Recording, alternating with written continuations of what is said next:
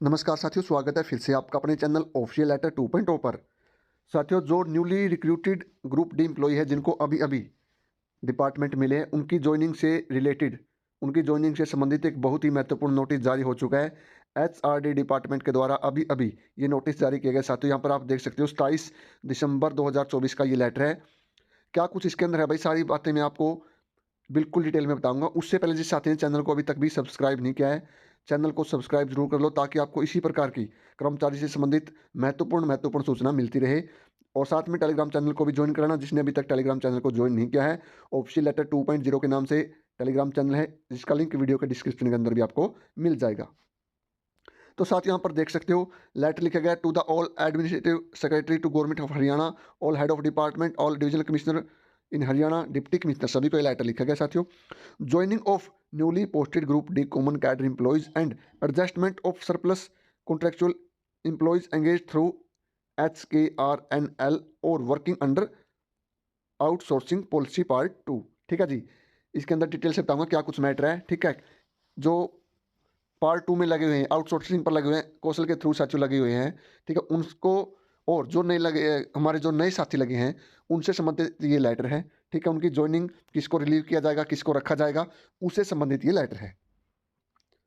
तो यहाँ पर आप देख सकते हो, I am direct to invite your attention to the subject above. साथियों, इसके अंदर वही है, सेम बातें जो मैंने पहले भी बता चुका हूँ कि आपका जो सिलेक्शन हुआ 1/2023 के तहत हुआ है। उसके बाद जो डिविजनल कमिश्नर के अंदर आपकी ज्वाइनिंग हुई थी, ठीक है जी, उसके बाद आपके अभी ऑर्डर आए हैं 24 दिसंबर फॉर द पोस्टिंग। अब आपको वहाँ से रिलीव किया जाएगा। और जो हेड ऑफ डिपार्टमेंट को सभी को लिस्ट भेजी गई है, इसमें यही बातें सारी बताई गई है। ठीक है, और HRD टू हाल सभी को ईमेल के माध्यम से लिस्ट भेजी गई। These group employee report to the nodal concert. ठीक है, जो भी आपको रिपोर्ट करनी है जी, जो आपको डिस्ट्रिक्ट मिली है वो मैं आपको बता चुका हूँ। नोडल ऑफिसर की ड्यूटी आपकी लगाई जाएगी साथियों। ठीक है, इसमें साफ साफ ये बातें लिखी गई है कि जो आपको अभी डिपार्टमेंट मिले हैं उनकी जो लिस्ट है, ठीक है, जिस विभाग में कितने कर्मचारी को भेजा गया है, उनकी लिस्ट सभी डिपार्टमेंट के हेड ऑफ डिपार्टमेंट, ठीक है, जो आपके पंचकुला चंडीगढ़ ऑफिस है ना, उन ऑफिस में भेजी गई है मेल के माध्यम से। अब वो सभी की सभी लिस्ट आपके जो डिवीजन या सब ऑफिस हैं डिस्ट्रिक्ट लेवल पर, उनमें भेजी जा रही है धीरे धीरे। और एक ऑफिसर भी आपका नॉमिनेट किया गया है, जिसको आपका नोडल ऑफिसर कहा गया है, जो आपकी ज्वाइनिंग करवाएगा। ठीक है, ये सारी बातें इसके अंदर कही गई है। उसके बाद the following decision has been taken regarding joining and posting. ठीक है, तो ये डिसीजन आपका लिया गया है जो ग्रुप डी कर्मचारी नहीं लगे हैं, क्योंकि ज्वाइनिंग के अंदर बहुत सारी दिक्कत आ रही है भाई, पोस्टों को लेकर, वैकेंट पोस्ट को लेकर बहुत ज़्यादा दिक्कत है। तो वैकेंट पोस्ट कौन सी मानी जाएगी, कौन सी नहीं मानी जाएगी, उसके अंदर यही बातें हैं सारी। वीडियो को ध्यान से सुन लेना पूरी बातें। The newly recruited common cadre group D employee are too low to join the post and district against which she has been posted by the HRD department. ठीक है, उसको अलाउ किया जाए, पहली बात उनको अलाउ किया जाए ज्वाइनिंग के लिए, जो उनको पोस्ट मिला, डिपार्टमेंट मिला, डिस्ट्रिक्ट मिली है। दूसरी बात, the department and district wise list has been sent by the, ये वही बात है भाई कि सभी हेडक्वार्टर को भेज दी गई है। If the post has already been occupied by a contractual employee, यानी अगर जिस पोस्ट पर उसको भेजा गया किसी कर्मचारी को, जो नया कर्मचारी ग्रुप डी का अभी अभी लगा है, अगर उसको किसी उसी पोस्ट पर वो चला गया जो पहले से ही ऑक्यूपाइड है, भरी हुई है। किसने भरी हुई है भाइयों, वो पोस्ट भरी हुई है कॉन्ट्रैक्चुअल एम्प्लॉय ने। ठीक है जी, कॉन्ट्रैक्चुअल एम्प्लॉय कौन सा, आपका ग्रुप डी लेवल का कोई भी कर्मचारी है जो आउटसोर्सिंग पार्ट 2 के तहत लगा हुआ है, by level employee deploy through the, जो कौशल के तहत आपका लगा है, otherwise by the contractual employee who has initially engaged before, जो 15 अगस्त 2019 से पहले एंगेज्ड है, लगा हुआ है किसी भी आपके ऑर्गेनाइजेशन में, जो हरियाणा की डिपार्टमेंट है, ऑर्गेनाइजेशन है, बोर्ड है, कॉर्पोरेशन है, जो भी है, जहाँ उसमें लगा हुआ है। Such employee will not be relieve. ठीक है, उसको रिलीव नहीं किया जाएगा भाई। ठीक है, क्यों, क्योंकि वो आ चुका है हरियाणा कॉन्ट्रैक्चुअल एम्प्लॉय एक्ट, जो सिक्योरिटी एक्ट है 2024 का, जो सिक्योरिटी एक्ट के अंदर बेनिफिट ले चुका है साथियों। जो कर्मचारी सिक्योरिटी एक्ट, जो भी कच्चा कर्मचारी सिक्योरिटी एक्ट के तहत बेनिफिट ले चुका है, उसको रिलीव नहीं किया जाएगा, यानी उस पोस्ट को भरा माना जा रहा है साथियों।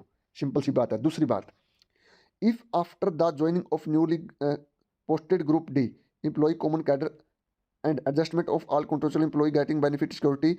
ठीक है, इसमें ये कहा गया है कि अगर जैसे अभी सर्विस एक्ट जो आपका बना हुआ है, कुछ डिपार्टमेंटों में तो उसको लागू कर दिया गया, बेनिफिट ले लिया है, लेकिन कुछ विभागों में अभी भी उसका बेनिफिट नहीं ले पाए कुछ कर्मचारी। ठीक है, जहां पर कर्मचारी ने बेनिफिट नहीं लिया है, जो आपका कॉन्ट्रैक्चुअल एम्प्लॉय है, जो कच्चा कर्मचारी है, अगर उसने अभी तक सिक्योरिटी एक्ट का बेनिफिट नहीं लिया है, ठीक है, तो उस पोस्ट को फिर उसको रिलीव करना पड़ेगा। ठीक है, आप यहाँ पर स्पष्ट बात लिखी है। ठीक है, all employee benefit security act the post vacant available the district level then the contractual employee initially engage through the Kaushal will be relieved.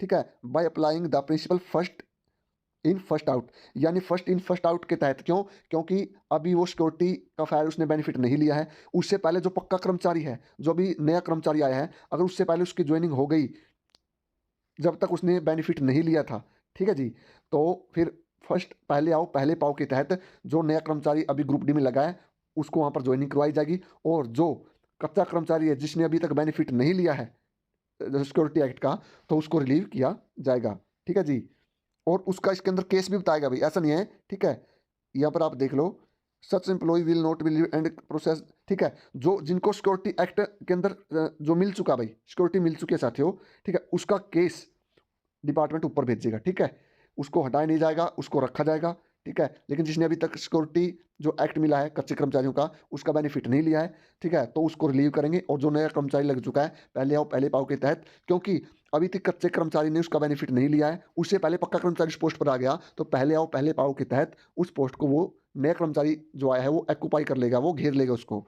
ठीक है जी, तो उसको फिर बाहर किया जाएगा। ठीक है जी, the contractual employee will be most length and engage the first relieve. ठीक है जी, ये बातें हैं इसके अंदर सारी।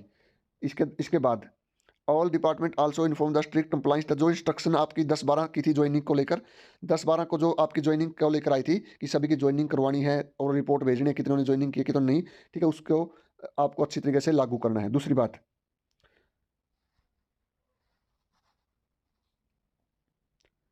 Also intimate the portal upload the, एक पोर्टल आपका बनाया गया साथियों, रिक्रूटमेंट ग्रुप डी पोर्टल, उसके अंदर, ठीक है, उसके अंदर नोडल ऑफिसर को क्या करना है, जो डिस्ट्रिक्ट लेवल का नोडल ऑफिसर है उस ऑफिसर को उसके ऊपर डेली डेली अपडेट देनी है कितने कर्मचारियों ने वहाँ पर ज्वाइनिंग की है। देखो, name of department, nodal officer का नाम, डेजिग्नेशन, मोबाइल नंबर, ये सब उसके अंदर मेंशन करनी है कि जैसे भाई इरिगेशन के अंदर कोई नोडल ऑफिसर बना दिया तो वो डेली अपडेट देगा कि यहाँ पर कितने कर्मचारी जो नए ग्रुप डी का है उन्होंने ज्वाइन किया है, किस पोस्ट पर ज्वाइन करा है। ठीक है, वो सारी डिटेल डेली बेसिस पर उनको देनी है पोर्टल के ऊपर। पोर्टल आपका बना हुआ है भाई, वहाँ पर पूरी डिटेल आपकी है। ठीक है, उसके बाद ये जो आपको ये इंस्ट्रक्शन है उसका बिल्कुल सख्ताई से और इमीडिएट इफेक्ट से उसका आपको लागू करना है। उसके बाद एक copy forward is all the division commissioner and deputy Panchkula relieve the account 30 December positively and send the compliance. और एक कॉपी इसकी सभी डिविजनल कमिश्नर ऑफिस और डिप्टी कमिश्नर पंचकुला को भी की गई है। जो कर्मचारी जिनके अभी ऑर्डर आए हैं भाई, उनको 30 दिसंबर से पहले रिलीव करना है और 31 दिसंबर को रिपोर्ट देनी है भाई पोर्टल के ऊपर। ठीक है, जो आपका ये ईमेल आईडी है ना HRDGOV@HRVGO.in पर मेल करना है कि हमने कितने को रिलीव किया है। अभी रिलीव उनको किया जाएगा जिनके ऑर्डर आए हैं, बाकी को रिलीव नहीं करेगा अभी कोई भी कमिश्नर ऑफिस। तो ये इसमें पूरी बातें मैंने आपको बता दी है, क्या कुछ मैटर था इसके अंदर। जो मेन बात क्या है कि जैसे अब कई जगह पर दिक्कत आ रही है, कुछ बच्चे जा रहे हैं भाई, कुछ बच्चे जा रहे हैं ज्वाइनिंग करने, वहाँ पर ये बता रहे हैं कि पोस्टें यहाँ पर कम खाली है। तो चक्कर ये है कि जो कॉन्ट्रेक्चुअल एम्प्लॉय पहले लगे हुए थे, जिन्होंने सिक्योरिटी एक्ट का बेनिफिट ले लिया तो वो पोस्ट भरी मानी जाएगी। जिन्होंने अभी तक एक्ट का जो सिक्योरिटी एक्ट का बेनिफिट नहीं लिया तो उसको वैकेंट माना जाएगा। इसके अकॉर्डिंग इसके अंदर ये बताया गया है। ठीक है जी, तो मैंने बिल्कुल डिटेल में सारी बातें बता दी साथियों। इसके अंदर जो कुछ है मैटर आपका, किसी को घबराने की जरूरत नहीं है। अगर किसी की ज्वाइनिंग नहीं हुई किसी भी कारणवश तो उसका समाधान HRD डिपार्टमेंट करेगा। ठीक है, कुछ ज़्यादा भड़क लेने की जरूरत नहीं है। कुछ साथी कहीं गैप आ जाएगा, ठीक है, अब क्या ड्यूटी कहाँ कर रहे हैं, ये करें वो करें, कुछ दिक्कत नहीं है भाई। ठीक है, जो अगर आपको किसी डिपार्टमेंट ने ज्वाइन नहीं करवाया वहाँ से लिखवा लो कि आप लिख के दे दो कि यहाँ पर पोस्ट खाली नहीं है। उसके बाद आप चंडीगढ़ पंचकुला चंडीगढ़ जाओ HRD डिपार्टमेंट में, उनको बताओ कि ऐसी ऐसी बात है, आपको वो दोबारा से अलॉटमेंट कर देंगे, वो आपको आगे गाइड कर देंगे कैसे क्या कुछ होने वाला है। ठीक है जी, तो ऐसे ही इंपॉर्टेंट अपडेट के लिए चैनल पर जुड़ जाओ, टेलीग्राम चैनल पर जुड़ जाओ, ताकि आपको भविष्य में भी अच्छे अच्छे अपडेट, ऑफिशियल और ऑथेंटिक अपडेट आपको मिलती रहे। तो आप सभी का बहुत बहुत धन्यवाद। जय हिंद, जय हरियाणा।